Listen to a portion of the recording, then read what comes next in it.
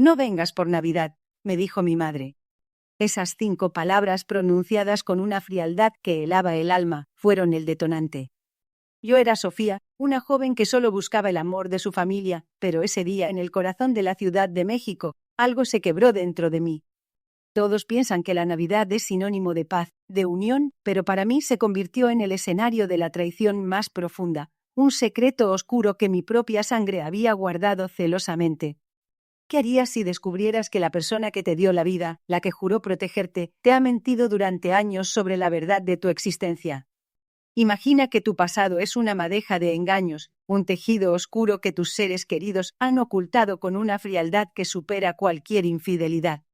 Cada día, esa mentira me consumía, transformando mi dolor en una obsesión ardiente por la verdad, por la justicia.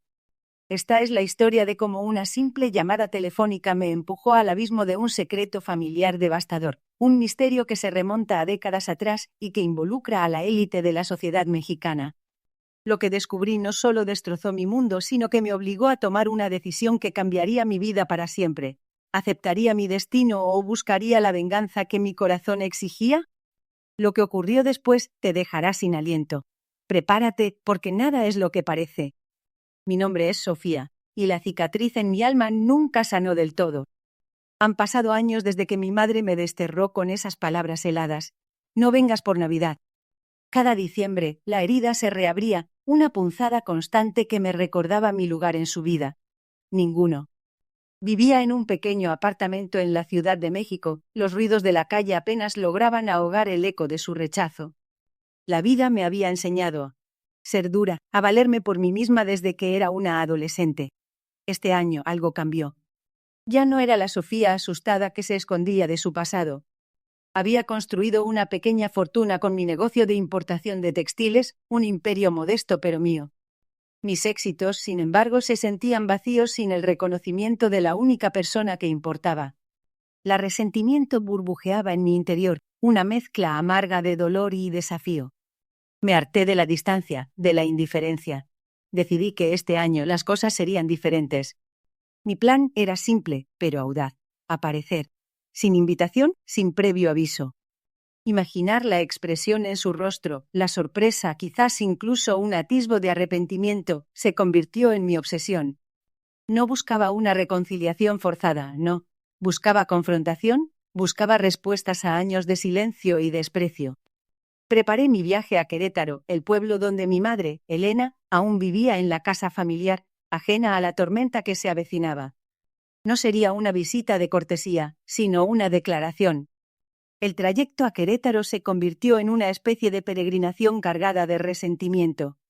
Cada kilómetro me acercaba más a Elena, a la fuente de mi dolor y a la confrontación que había estado gestándose en mi interior durante años.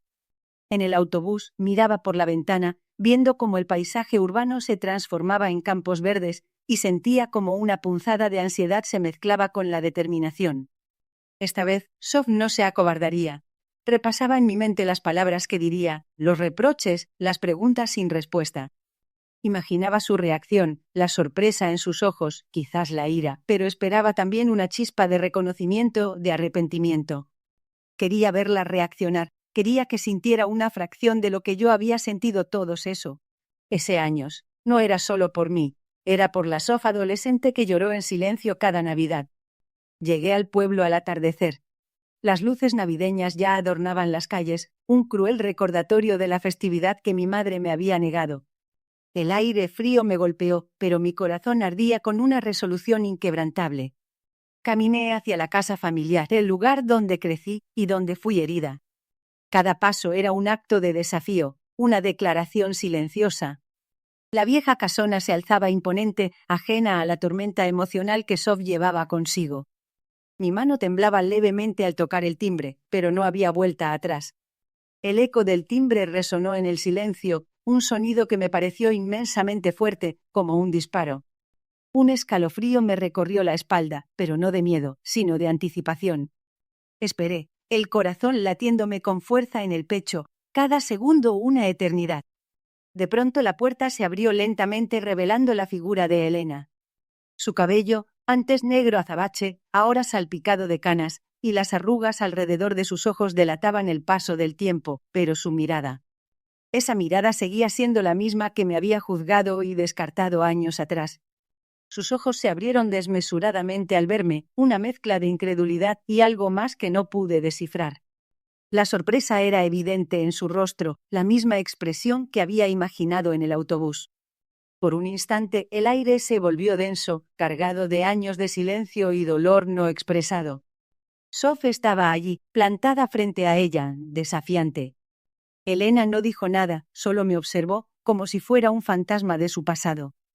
Yo tampoco hablé, dejando que mi presencia hablara por sí misma. La tensión era palpable, un nudo apretado entre nosotras. La casa, que alguna vez fue mi hogar, ahora se sentía como un campo de batalla. Este era el momento, el inicio de la confrontación que Sof había anhelado. Mi madre rompió el silencio con una voz que no reconocí, fría como el mármol. «Sof, ¿qué haces aquí?», preguntó, su tono desprovisto de cualquier calidez familiar. Sus ojos, antes llenos de una dureza que me recordaba a un invierno sin fin, ahora mostraban un atisbo de sorpresa, casi de miedo. Ese pequeño indicio de vulnerabilidad encendió una chispa de triunfo en mi pecho, una satisfacción amarga que había anhelado por años. Había logrado mi primer objetivo. «Vengo a reclamar lo que me debes, Elena», respondí, mi voz firme, sin el temblor que sentía por dentro. Cada palabra era un puñal cuidadosamente afilado. La vi tensarse, sus labios formando una línea delgada. Sabía que esta no sería una conversación tranquila. El aire se cargó con la electricidad de años de resentimiento acumulado, de verdades silenciadas y promesas rotas. No había vuelta atrás. Ella intentó desviar la mirada, pero la obligué a sostenerme la vista. «No te debo nada», siseó, su voz apenas un susurro. Pero sus ojos contaban otra historia, una de culpa y negación.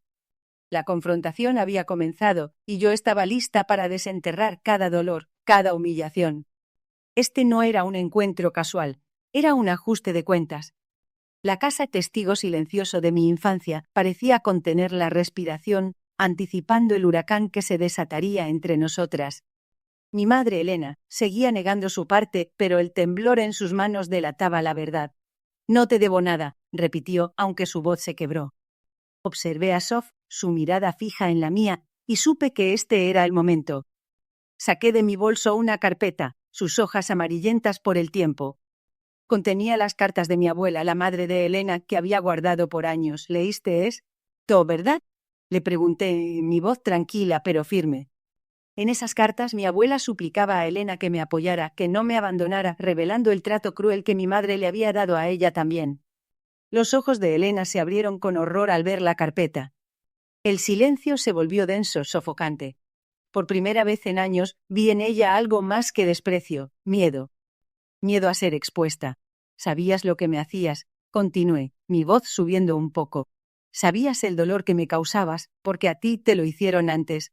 Sof se encogió ligeramente como si el peso de esas palabras la aplastara. La fachada de indiferencia de Elena se desmoronó. Sus ojos se llenaron de lágrimas, y por un instante vi a la niña herida que alguna vez fue. No era la victoria que había imaginado, sino una revelación amarga. La amargura de mi victoria se sentía como ceniza en la boca.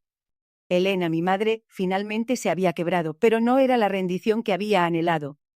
Era un llanto silencioso que me perforaba el alma, revelando una herida aún más profunda que la mía. Aquella noche no hubo gritos ni reproches adicionales.